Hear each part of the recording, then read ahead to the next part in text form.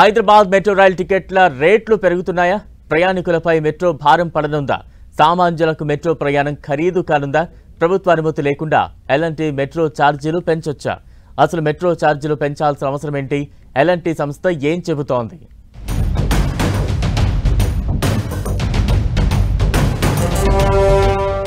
Metro rail హైదరాబాద్లో traffic రద్దీని తగ్గిస్తోంది, ప్రయాణ సమయాన్ని తగ్గిస్తోంది, రోజు లక్షల మందిని గమ్యస్థానాలకు చేర్చుతోంది.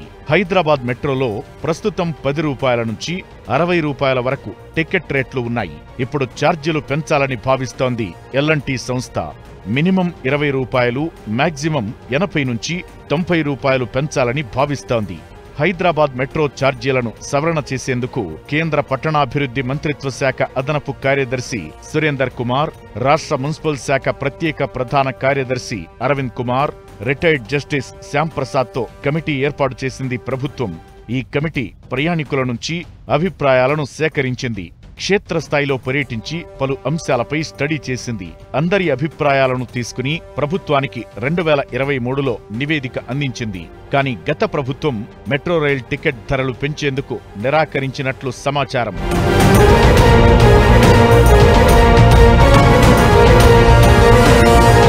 కోవిడ్ కారణంగా హైదరాబాద్ మెట్రోకు తీవ్ర నష్టాలు వచ్చినట్లు ఎల్ఎన్టీ అధికారులు ప్రభుత్వానికి తెలిపారు. గడిచిన ఆర్థిక ఏడాది వరకు 6500 కోట్ల వరకు నష్టాలు వచ్చినట్లు మెట్రో వర్గాలు ప్రభుత్వం దృష్టికి తీసుకొచ్చినట్లు సమాచారం. ప్రభుత్వం నుంచి ఇప్పటికీ ఎలాంటి స్పందన రాలేదు. హైదరాబాద్ మెట్రోకు ఆదాయం టికెట్ల ద్వారా 50% మాత్రమే సమకూర్చుకోవాలి.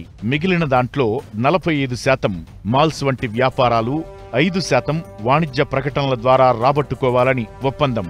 ప్రభుత్వ ప్రైవేటు భాగస్వామ్యంతో నిర్మితమైన ఈ ప్రాజెక్టు కోసం ప్రభుత్వం మియాపూర్లో 100 ఎకరాలు, ఉప్పల్లో 103 ఎకరాలతో పాటు సిటీలోని ప్రధాన ప్రాంతాల్లో కూడా దాదాపు 60 ఎకరాల వరకు భూములిచ్చింది. అక్కడ మాల్స్ పూర్తి స్థాయిలో అందుబాటులోకి తెచ్చి ఆదాయం రాబట్టుకోవాలి. మాల్స్ నిర్మాణంలో ఎల్ఎన్టీ సరిగా ఫోకస్ చేయలేదనే ఆరోపణలున్నాయి. దీంతో అక్కడి నుంచి రావాల్సిన ఆదాయంలో భారీగా లోటు ఉంది. ఇలాంటి సమయంలో వచ్చే ఆదాయాన్ని రాబట్టుకోకుండా ప్రయాణికులపై భారాన్ని పెట్టడం ఎంతవరకు సమంజసమని పబ్లిక్ ప్రశ్నిస్తున్నారు.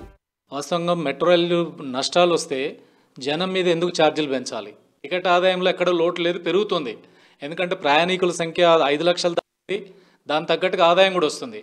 రెండోది రావాల్సిన మిగతా సగం రావాల్సింది అడ్వర్టైజ్మెంట్ల మీద రావాలి. రెండోది ల్యాండ్ డెవలప్మెంటు, దాని ద్వారా రావాలి. నష్టాల కారణం ఎల్ఎన్టీ సంస్థ కాబట్టి మీరు బాధ్యత వహించాలి, మీరు దాన్ని ఇంకో రూపంలో పూడ్చుకోవాలి.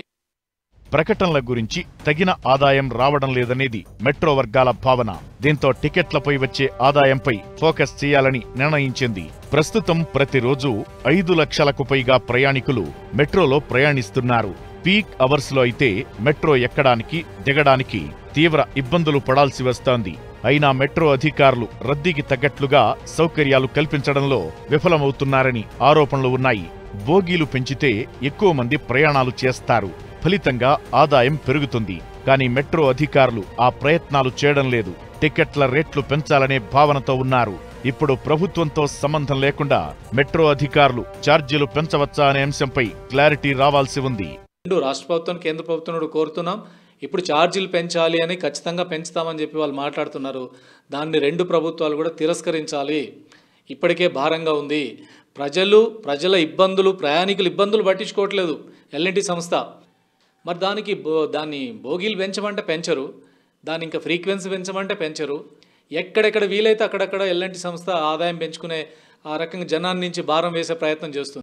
హైదరాబాద్ మెట్రో ప్రారంభించినప్పుడు 2022 నాటికి 24 లక్షల మంది ప్రయాణికులు ఉంటారని అధికారులు అంచనా వేశారు. కానీ ప్రస్తుతం వారి సంఖ్య కేవలం 5,25,000 మాత్రమే ఉంది. ప్రారంభం నుంచి ఛార్జీలు అధికంగా ఉన్నాయన్న ఆరోపణలు ఉన్నాయి. ఇప్పుడు ఛార్జీలు పెరిగితే కొత్త ప్రయాణికులు యాడ్ అవుతారా, పాత ప్రయాణికులు రూటు మారుస్తారా అనేది చర్చనీయాంశంగా మారింది.